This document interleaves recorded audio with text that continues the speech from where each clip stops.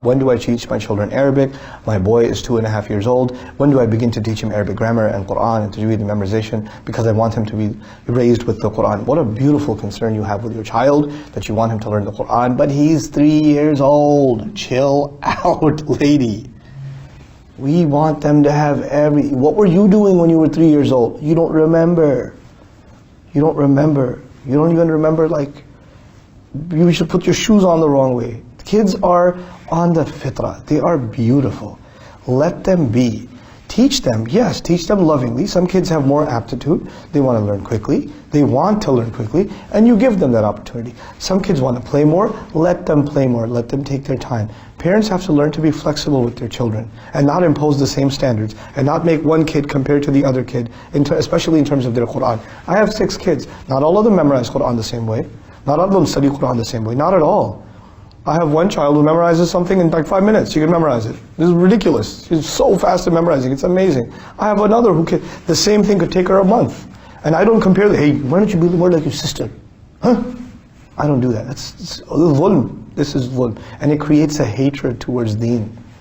Because of this book, my father likes my other sister more than me. That's wrong, man. Stop it, cut it out. Stop being so stressed over your kids.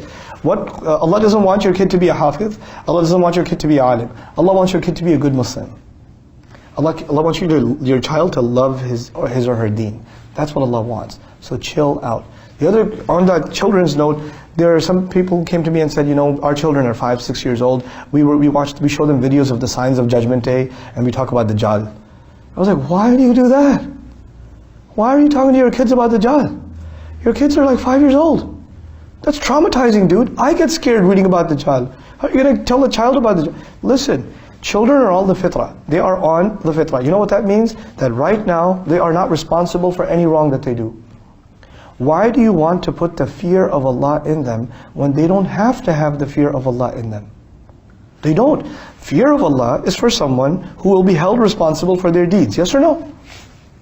Right now is the age to expose them to the love of Allah, the mercy of Allah, the care of Allah, the gifts of Allah. That's the love of the Prophet. Nothing about the fear, nothing about Jahannam, nothing about Yawm al-Qiyamah, nothing about Dajjal, nothing about great wars and calamity. No, hold on a second. This is not what kids need. It will traumatize them. They'll think of their deen in such scary terms. Children get terrified. And you don't tell me, oh no, we tell them some positive things too. It's not how it works. You can't show a kid a horror movie and then say, well, we showed him a teddy bear after that, so things should work out. No, you don't do that. You just don't do that. It's so damaging for children. In the beginning, we want to nurture that fitrah. They already came with the love of Allah. That's what Allah put inside of them. Nurture that love and don't replace it with fear. Fear will come later. When they get mature, when they get older, then we start talking about responsibility, accountability. Then you teach about Judgment Day. Then you teach those when they're at that age. Teaching that ahead of time just takes it all away. Same thing with teaching Quran, same thing with teaching anything to your children for that matter.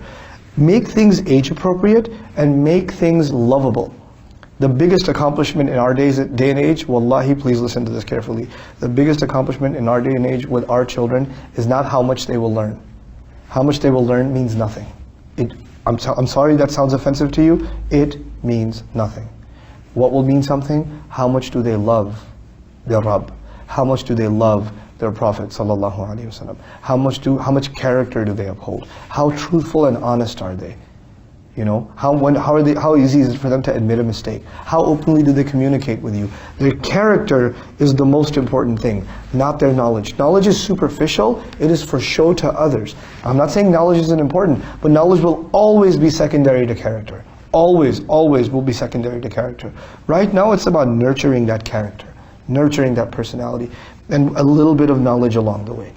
There are plenty of children who've memorized the entire Quran at a very early age with no character. And it's not those kids' fault. The only thing emphasized to them was memorizing Quran. And these kids will lie, these kids are mean, they make fun of their friends who don't memorize Quran with them as quickly. All the things you're not supposed to do as a Muslim, they do, but they're hufaz of Quran, so they're trophies of our community. Come on, what have we done? We emphasize things that Allah doesn't emphasize, and we overlook things that Allah emphasizes. And yet we say we're serving the deen. we again have to restore balance. Knowledge has its place, character has its place, and that balance between the two has to be struck.